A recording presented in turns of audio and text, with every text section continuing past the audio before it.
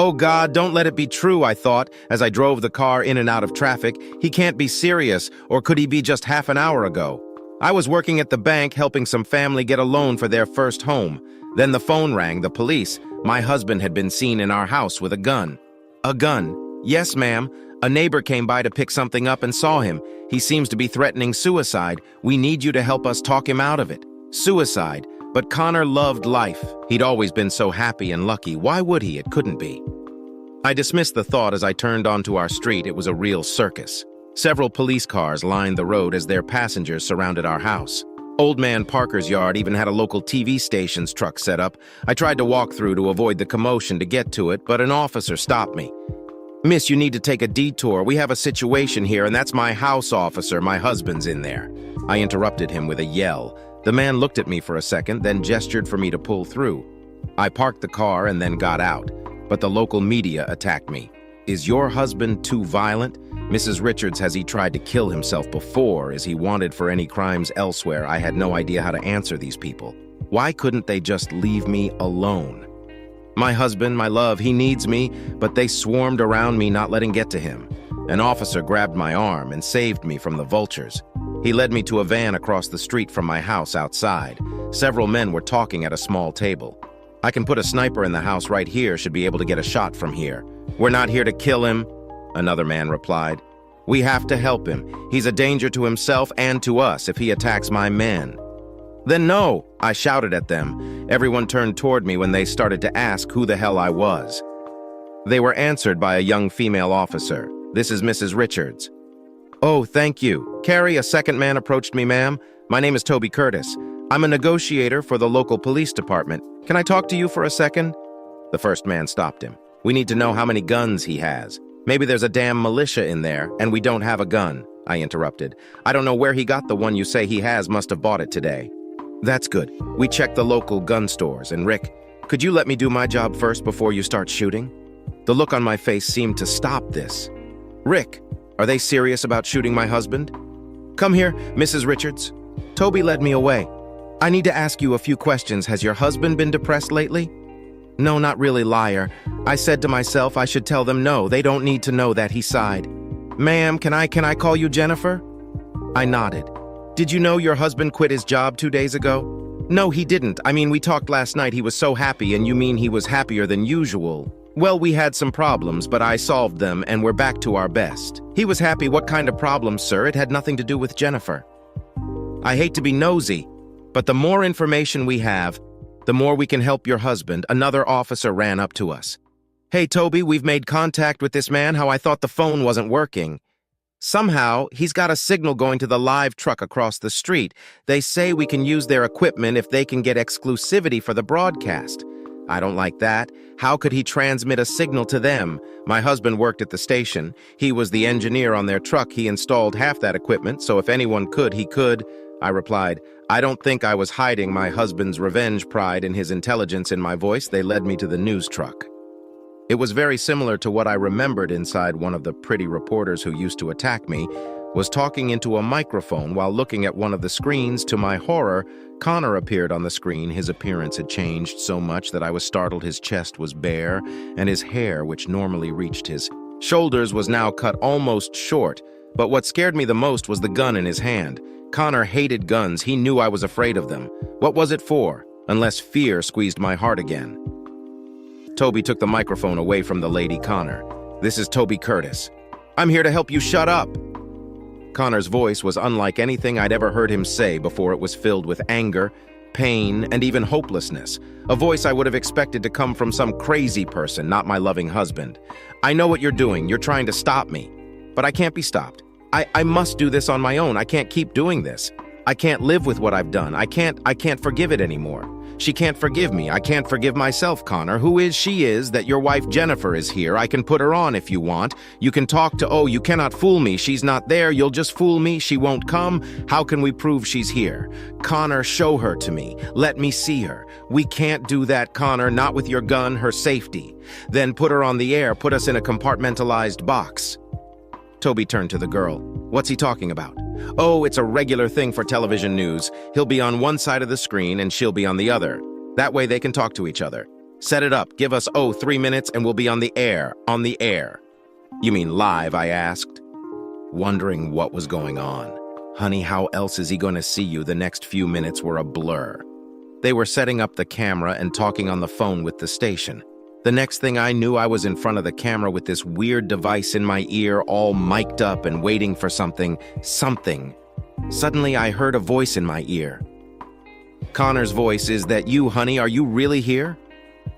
Oh, Connor, what are you doing? I'm doing what I should have done 2 weeks ago when I woke up next to Sherry. I should have put an end to it, but I didn't. Now I have to pay the price. I can't stay here, not after what I've done, no. He was still at it. I told him it was over. I'd gotten my revenge on him. What am I going to do if honey, that's all in the past. We've moved on. I've forgiven you. You forgave me, but I can't forgive myself. I've been a good husband, but after the party, I had to ruin everything. I had to. He was still guilty about it. That thought began to eat away at me, joined by my own guilt. I can't let him put an end to this. I love him so much. To hell with Sherry and her ideas. If she hadn't, that funny thing. Honey, I can't remember it. All I remember is that I felt so bad the next day. That was all you drank. Dear, you weren't in your right mind, drunk. You couldn't help what ending happened. But I could, and look what I did. I broke my vows, and I made you break them too. I could feel the eyes of the people around me looking at me, but I had to keep going. He was so excited, so shocked. He was serious. Oh, darling, I should never have done it, but I thought I had to get back at you. Paul didn't mean anything, but you enjoyed it. I know you made me listen. I made you trample on yourself. What kind of a man does that, darling? We can get over it. My revenge was stupid. I never should have listened to Sherry about Sherry. I thought you weren't talking to her anymore. Oh, I had to start the explanation so quickly. She came to me. She apologized. She said I had to get back at you. I think her own pain made her say that, Jen, I love you, but I can't do this. I slept with another woman. I broke your trust. I deserve to die. I can't live with that knowledge. His words hurt me to the core. Then, to my horror, he put the gun to my head. No, he's going to. I can't let him. The words were out of my mouth before I could get him to answer. You never slept with Sherry. Everything was quiet. I think everyone was shocked. No one was more shocked than me or Connor. I can't believe I just told him the truth.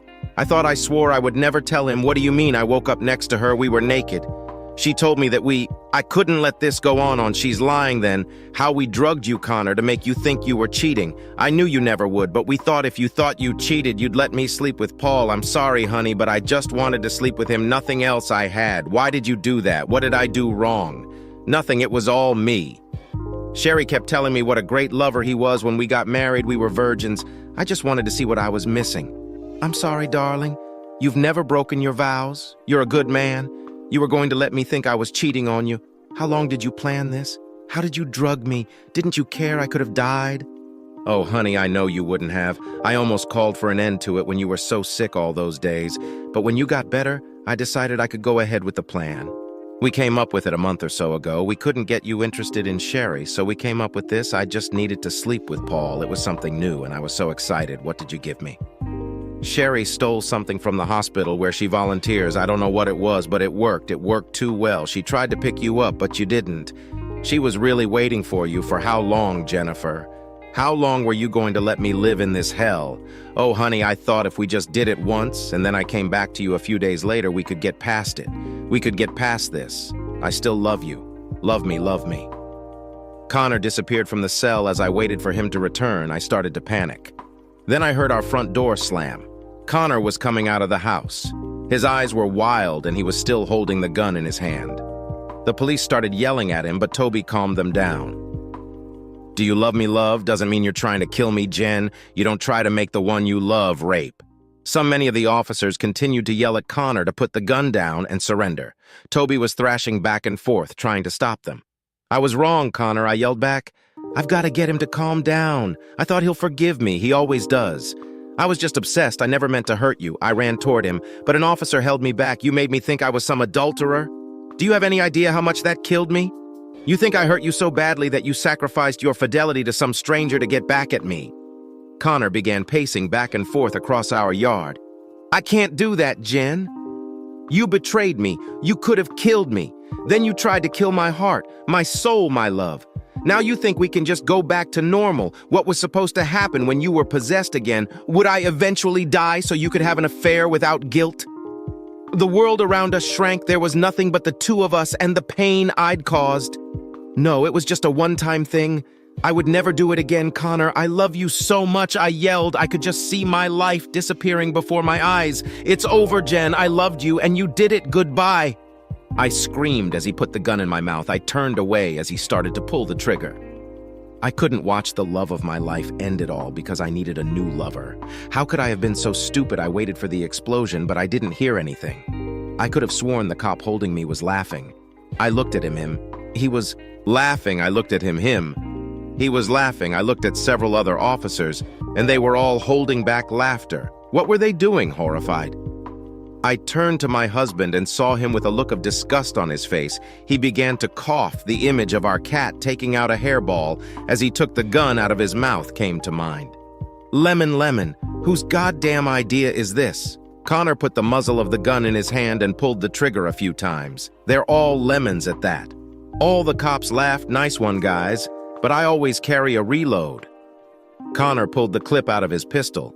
Funny, I always thought that magazines for firearms were different. He pulled a new one out of his pocket and inserted it. Then he put the gun back in his mouth and pulled the trigger. Stunned, I watched as he began to chew cherry. I love that flavor. He looked at me, then at the shocked TV reporters. Connor's laughter echoed in my head. Oh, you thought you were called to rescue me, honey. Remember last week when I was testing all that new security equipment for Max? Well, one of them was an electronic ear, and guess what? I heard you and that Sherry talking about your little conspiracy. You backed me up pretty good. I was at the end of my rope, but then I heard you and I got mad. The officer holding me took my hands and put them behind me. I could feel the handcuffs as he put them on. We couldn't charge you with anything then, dear, because it would just be my word against yours.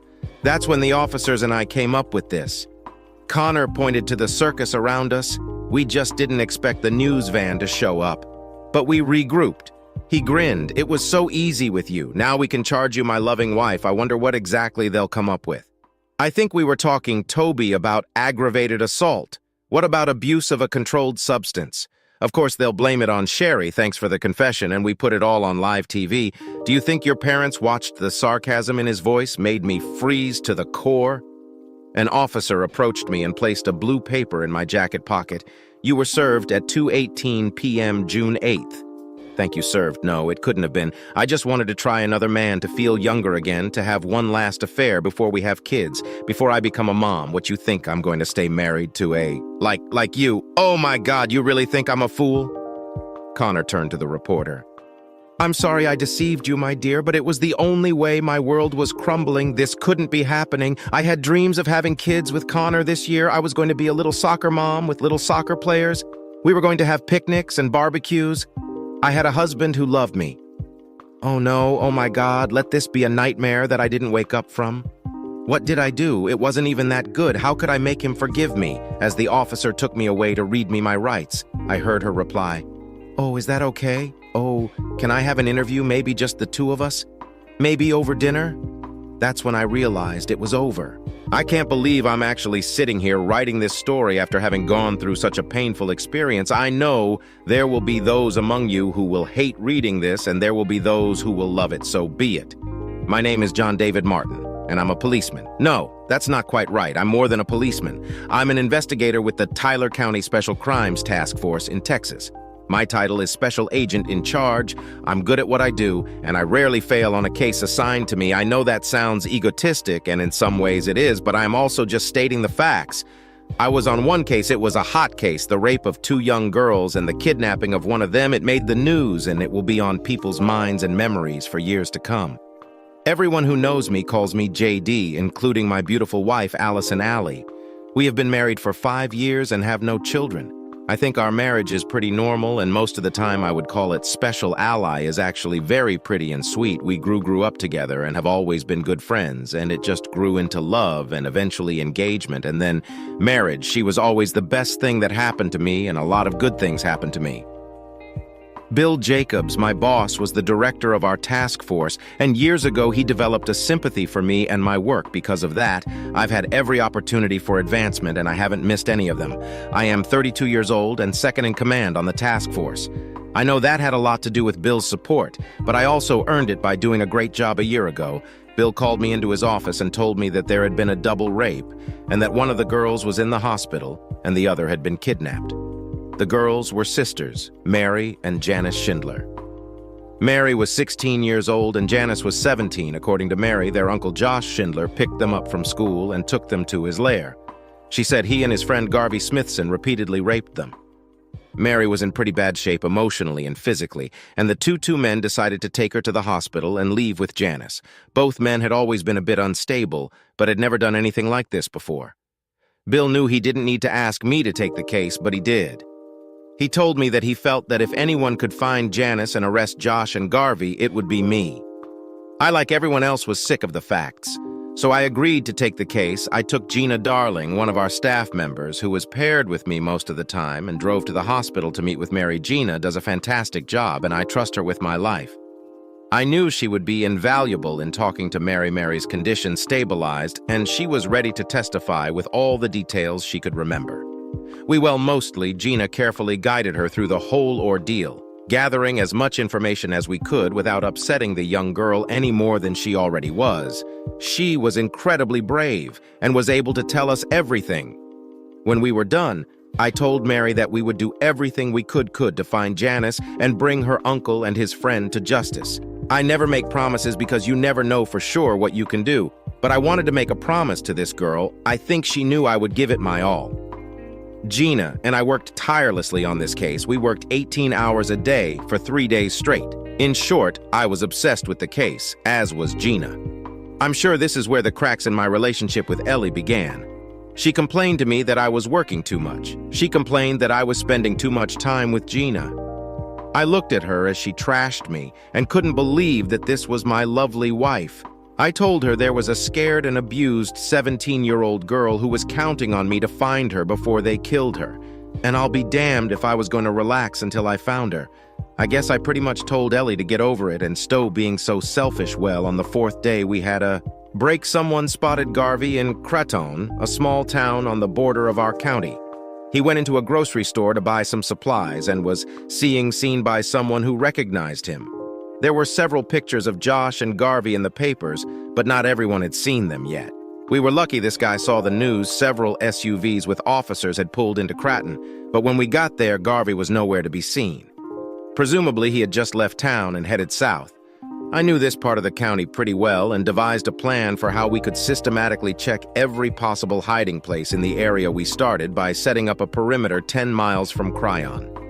We then began to spread out to cover the area. Once again, we got lucky. Just 3 hours after Garvey was spotted, we found a shack in the desert, and sure enough, Janice was there. She had been abused and beaten, but she was alive. We were able to call in a medical helicopter, and she was taken to a hospital in Tyler. Unfortunately, Josh and Garvey had somehow slipped past us and were nowhere to be seen. I knew they would be hard to find, but I was determined that they wouldn't get away with it. And I promised myself that I would find them and see them punished for what they had done to those 2 girls. We drove back to Tyler and Gina, and I went to the hospital to check on both girls. Janice had undergone surgery for vaginal and anal lacerations and was recovering. Gina and I just sat and talked about the case, and I made it clear to her that I would find the 2 bastards, even if it was the last thing I would ever do. I could tell that Gina was pretty excited about the whole thing, too. So I gave her a little hug and a smile to reassure her. I told her that we were going to catch these people and bring them to justice when we had a chance to go inside and talk to Janice. She told us that her uncle Josh and Garvey had decided to leave her there and were going to go to hard places, as they put it. She thought she heard them say something about South Texas, but she wasn't sure. Aside from the details of the rape and kidnapping, she couldn't have been more helpful in finding the 2 men. We were beyond relieved that both girls were safe and that they would recover soon. I know they would need extensive counseling and continued support from their friends and family, but I was confident that they would be okay on the last day of that week. I promised them that I would find their uncle and his friend and bring them here. I know I shouldn't have promised them, but I was sure I would succeed. I think that's where the story really begins. I was still obsessed with finding these two men. I don't apologize for that. But it's true, I spent most of my time working on the case. I followed trails that others thought were cold. I wanted justice, and I didn't want to break my promise to Mary and Janice. Needless to say, things got worse at home. Ellie kept telling me that it was foolish of me to work so hard on the case. Both girls had been found, and both were doing better. I kept telling her that bringing Josh and Garvey to justice would help in the ultimate healing of these two teenagers.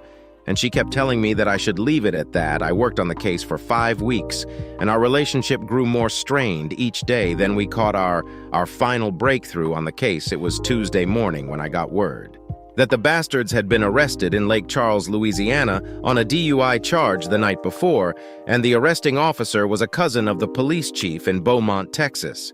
Over the past 5 weeks, I had contacted the Beaumont police chief, one Manny Grayson, many times because I was following all the leads down south.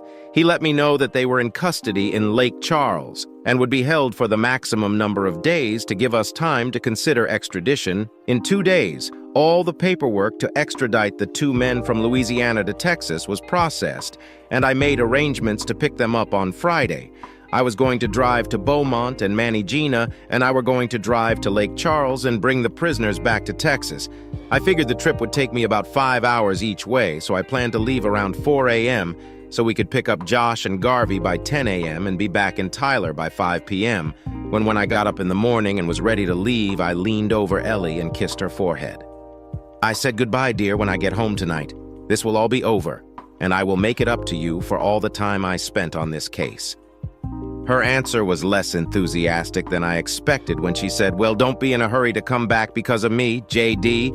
I'm sure I'll find something to occupy myself with until you get back.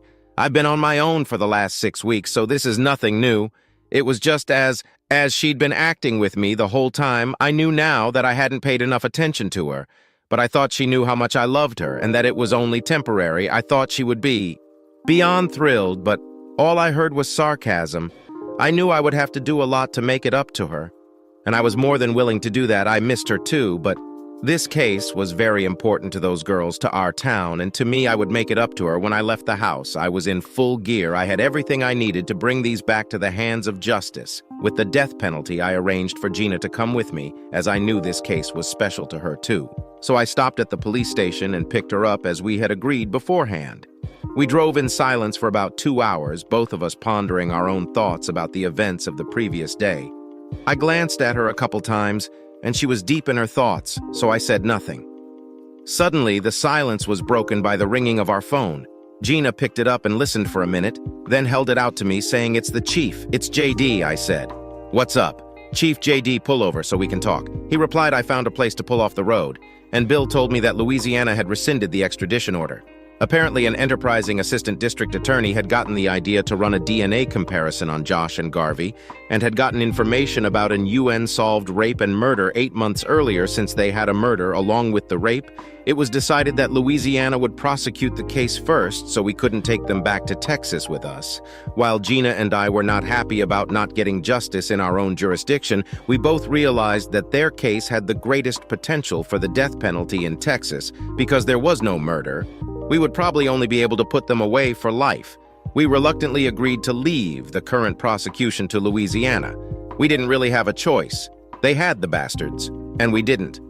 Nevertheless, I talked to Manny on the phone to be sure he would inform the Louisiana court system that the two should be held without bail, since they were clearly ready to flee and were facing additional criminal charges in Texas.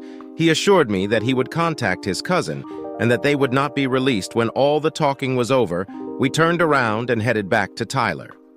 Bill told us to take some time off since there was no immediate investigation. Now that Josh and Garvey had been apprehended on the way back, we stopped for breakfast, and I dropped Gina off outside her house around 11 a.m. and headed home. When I got home and opened the garage door, there was someone else's car parked in my spot. I know that a stranger's car is always parked outside the poor guy's house, but this was the truth. It was a bright red Mustang, and I thought I knew whose it was. It was someone named Billy Marone, the local badass. I had a very bad feeling in the bottom of my stomach, of course. And before I even entered the house, I could feel the rage building up inside me. I knew what I was going to find, and I knew I wasn't going to like it.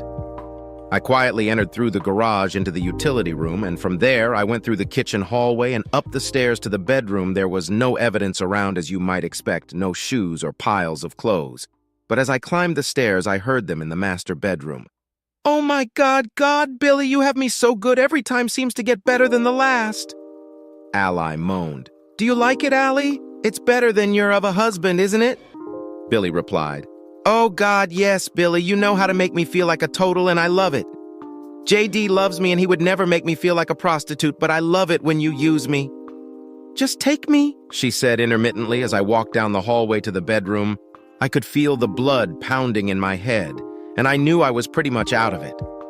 I reached for my gun and was about to pull it out of its holster when my hand caught the stun gun that every officer carries when transporting prisoners. It was probably a good thing my hand touched it, because there's no telling what I would have done with the gun. When I peeked into the room, I saw that Ellie was on all fours and Billy was having her doggy style. I quietly walked into the room with the stun gun in my hand, managed to stand right behind him and hit him right in the ass. In balls, he collapsed onto Ellie's back with a rock.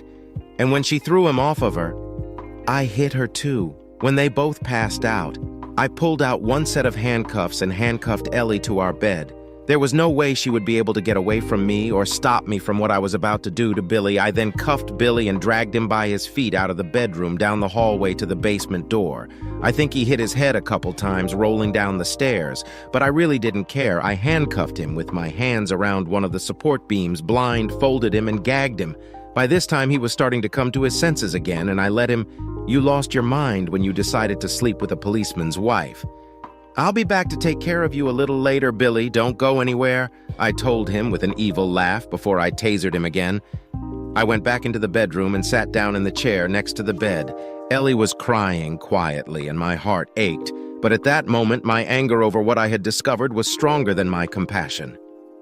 I pulled out the stun gun and placed it on the bed in full view of her. "Allison, why?" Said, "I have some questions for you, and you better answer them honestly. If you don't answer honestly, I will use the stun gun on you over and over again until I know the truth. I'll know it's the truth if you and Billy give me the same answers. So here are the questions I asked her. How long have you and Billy been having sex? How many times have you been together? Where have you met to have sex? Does anyone else know that you've had sex with Billy? Do you like sex with him more than with me?" Those were her answers today. Is the only time I've ever had sex with Billy, just this one time, just here, this one time. No one else knows. And no, JD's sex with him was better than with you. Except I've already heard her say every time seems to be better than the last time, so I knew she was lying to me and I told her so. Allison, those answers are not the truth. I warned you what lying to me would lead to. I picked up the stun gun and gave her a full charge again when she came to her senses. I told her I'm going to talk to Billy, so while I'm gone, you'd better think of the right answers. I'll be back. I took the stun gun with me and headed for the basement. I knew almost exactly what was going to happen when I asked Billy the same questions. I knew he'd lie, and I knew I'd hit him a couple times, believe me. I hoped he would. I growled at him, "You piece of... I'll give you 10 seconds to tell me the truth. Next time I'll ask questions, or I'll fry your brains with that thing and feed your dead and smoking body to the coyotes in the desert." I hit him full force, and several times his whole body went limp but twitched a little. Then he came to his senses, and I asked 10 seconds. Billy, remember that? When did it start? I started counting 10, 9, 8, 7 when I got to 5. He blurted out, "About 6 weeks ago. How many times did you and Elle have sex? At least once a week, each of those 6 weeks. And sometimes it was twice a week, so maybe 8 or 9 times. Where did you do it? Always here in your bed. When you were going to be gone for a while, she'd call, and I'd come over. Does anyone else know you had my wife? No? I kept her to myself. Some of my guys know I'm seeing a woman, but no one knows who or where I go to meet her. Billy, is there anything else you'd like to add? Is it true this time?" "No, man, it's the whole truth. I'm sorry I did it, but, she was hitting on me and everything, and you know how it is, man. Guys just aren't strong enough to say, 'No, big mistake, that dumb bastard should have kept his mouth shut.' I told him I'll be back later to finish with you. Billy, don't go anywhere," and I gave him another prolonged taser blow just because he pissed me off. I went back upstairs to Allie and said, "Well, Billy seems to have told the truth. He didn't seem to like the stun gun very much. So he came clean. Are you ready to be honest? Honest with me now. Answer the questions, Allison. She couldn't look at me, but she started the first time was about 6 weeks ago. We were together once or twice a week during each week, so that's maybe 8 or 9 times. He's always come here and always in this bed. Nobody else knows, JD. And I really enjoyed the sex because it was so dirty, but I love you and the way you make love to me, JD. I'm so sorry, Allison. I know you're sorry right now, but what I don't know is if you regret doing it or if you regret getting caught, and I can never know that for sure. And I can't live like this. I'm going to go and take care of Billy, and then I'm going to come back to let you go. I picked up all of Billy's clothes from the bedroom floor where he had thrown them in his hurry to get my wife into bed, damn it. It pissed me off again as I walked out of the room with it. His cell phone fell out on the floor. I noticed it was a BlackBerry, and I had an idea. I threw Billy's clothes on our kitchen table and walked out to the garage with Billy's car keys in my hand. I got into his car and backed into the driveway, closing the garage door behind me. I drove north out of town until I got to Interstate 20 and headed east to Longview. About a half hour away, I stopped at Walmart on the south side of Longview and bought 2 disposable cell phones. Then I went to 2 other Walmart stores in Longview and bought 2 more phones at each. So I had a total of 6 from there. I drove to the radio store to meet up with an old friend of mine. I sat down and explained my idea to him, and after a careful warning of what I was going to do, he helped me get the rest of the equipment I would need when I got home. I copied all of Billy's contacts, all of his text messages, and all of his voicemails to one of my new phones, then using available hardware and applications. I cloned his phone. Yes, I know it's illegal, but at the time I didn't care. I wanted to keep tabs on this bastard, and I was going to do it once I was done with that. I went down to the basement and had a heart talk with Billy. I told him, Billy, you're nothing but a lowlife, and one of these days I'm going to find a reason to humiliate you. I know you're angry, and I know you wish you'd never seen me, but unfortunately you did. Here's what I expect: you will never say a word about this to another living soul. You don't know Allison, and nothing has ever happened to you here in this house. You will never see or speak to Allison again. I will be watching, and any contact with her will result in your immediate demise. Do you understand me, scumbag? He nodded his head in the affirmative, but I wasn't satisfied. I said, Are you sure you understand me, scumbag? This time he weakly said, Yes, I understand you. I released him from the handcuffs and told him, then get dressed and get out of my house and never show your face here again. After he left, I reluctantly went up to my bedroom and let Allison go. The bed was a mess, but I really didn't care. I told her, I'm sorry you had to mess this place up, but it can't be helped. I'll leave it to you to clean up after yourself. Then I threw a few things into my gym bag and told her I'm going to leave for a while to think things over. I'll be back to let you know what needs to happen. She tried to grab my arm to stop me and pleaded, Please, JD, don't leave me, please stay. I'm so sorry. I said, yes, I'm sorry too, but I have to go now, but I'll be back. I checked into a Staybridge SES hotel near downtown and spent most of Friday and Saturday evening thinking about what I wanted to do in the future Sunday morning. When I turned on my cell phone again, there were about 20 messages, most from Ellie. I really didn't feel like listening to any of them, so I just scrolled through the ones Ellie had written and listened to the rest. There was one from my boss, a couple from Ellie's sister, and one from Ellie's dad. I immediately called my boss to let him know I was okay, and asked for a few days off. He didn't mind me taking a few days off, but told me to stay in touch. I realized that I hadn't eaten since Friday night, and realized that wasn't such a good idea. I went down to the hotel restaurant and ate a decent breakfast. I spent the rest of the day fishing at Tyler State Park. I caught a few nice bass on a walleye and worm, but didn't keep any of them. Better to let them grow and let someone else enjoy catching them by lunchtime. I was tired and hot, so I went back to Staybridge, took a shower, and then went out for dinner after deciding to myself what I wanted to do. I went to and actually had a very good night's sleep. It was Monday, and I spent all morning and most of the afternoon getting some things taken care of before heading home. It was about 7:00 p.m. when I walked into the house for the first time since I left Friday night. Ellie was sitting at the kitchen table with a cup of coffee. I had stopped to grab a couple sandwiches and some chips, so I set them on the table in front of us. She looked at them and then at me and said, I'm really not hungry, JD. I know you've probably lost your appetite, I said. But you really should try to eat a little after you eat. We'll talk. She reluctantly took the sandwich and took a bite. I think the first bite whetted her appetite, so she ate greedily until she had eaten the whole sandwich and all the chips. When she finished, she looked at me and smiled, but then burst into tears. "Oh, JD, I'm so sorry," she said, and she began to sob uncontrollably. When she finally calmed down, she went through the entire "your checklist" one. It meant nothing to me. It was just sex. 2, I love you and I was never going to hurt you. 3, I was going to end it. 4, part of the blame is on you because you were so obsessed and I was lonely and so on and so forth. When she was done, I asked, "Are you done yet? I know who, when, and why, so the rest is irrelevant to me. None of your statements mean to me it was sex, but with someone other than me. So you shouldn't have done it. If you loved me and didn't want to hurt me, you shouldn't have done it.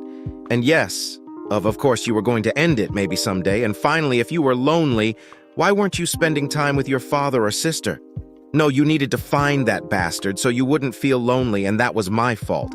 My effort and obsession, as you put it, was to apprehend the kidnappers and rapists, and as it turned out, they were also murderers. I would say my efforts were not an obsession, but a devotion to duty and public safety." I continued, "Allison, I have no idea who you are anymore. The woman I married would never do what you did. She would never have allowed herself to be treated the way Billy treated you, and she would never have thought so poorly of me that she would have betrayed me like you did. I have no idea where the woman I married is now, but I'm sure she's gone forever. I'm sure I can never get her back. It's too late for that. I'm also afraid that the man you married doesn't exist anymore either. I used to believe that if you did the right things in life, everything would be okay. I lived my whole life by that principle, and look where it got me.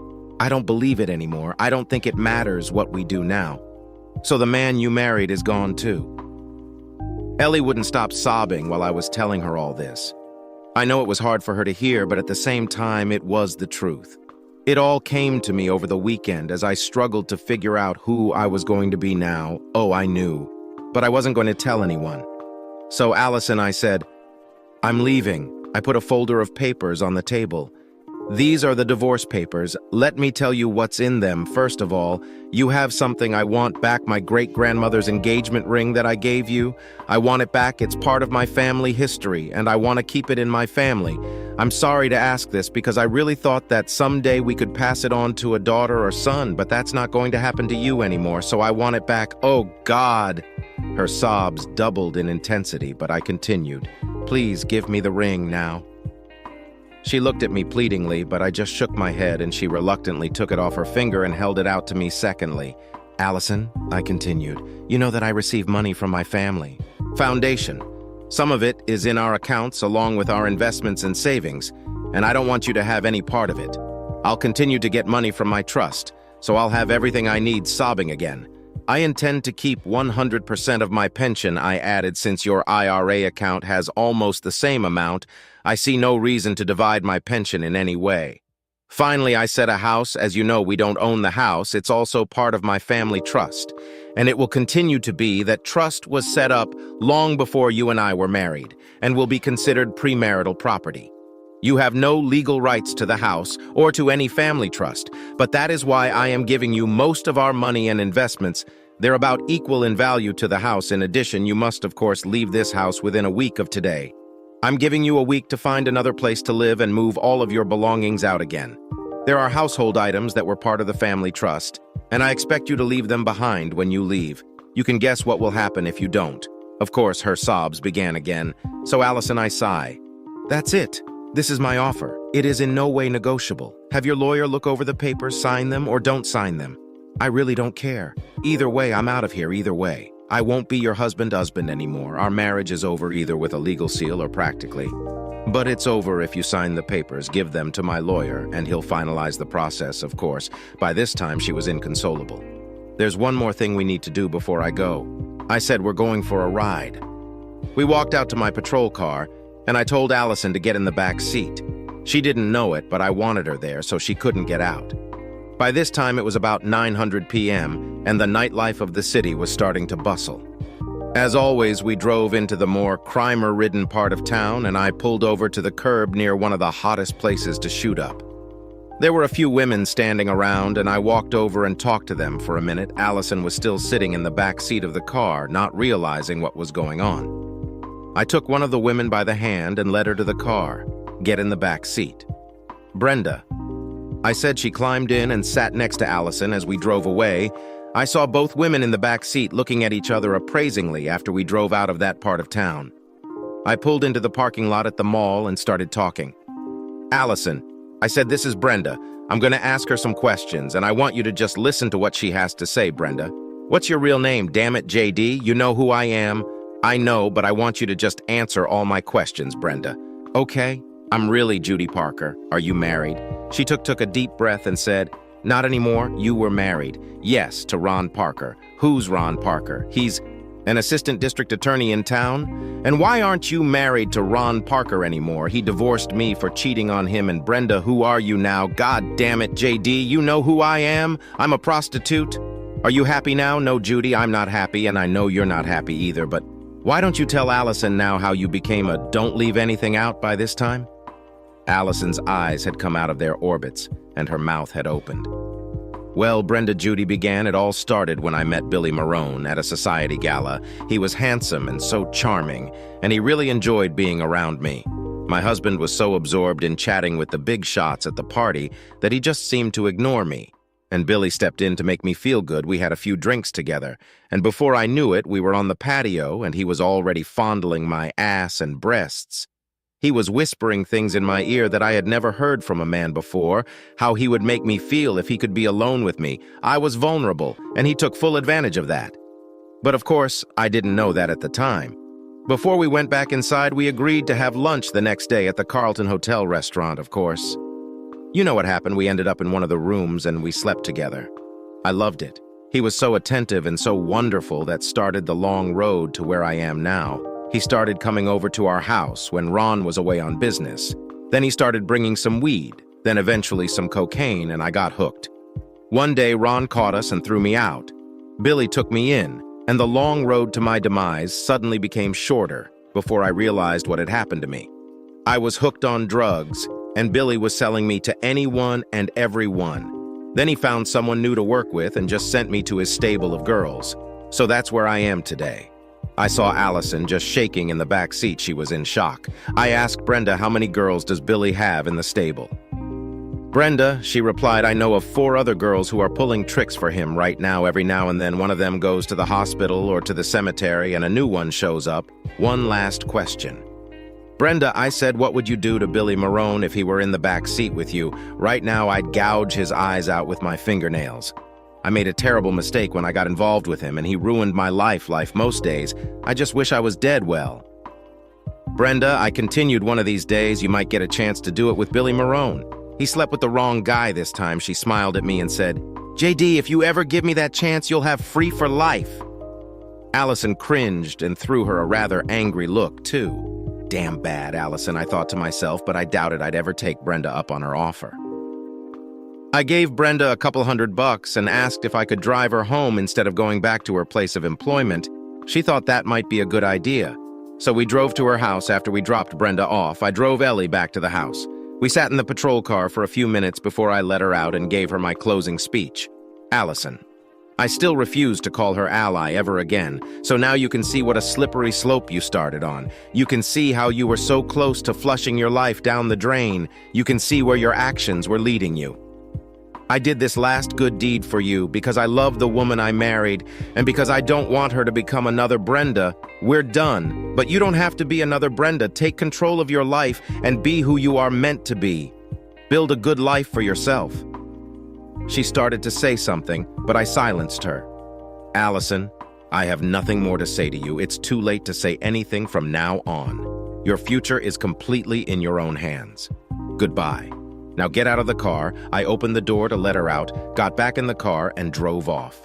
My new life was about to begin soon, but that would have to wait.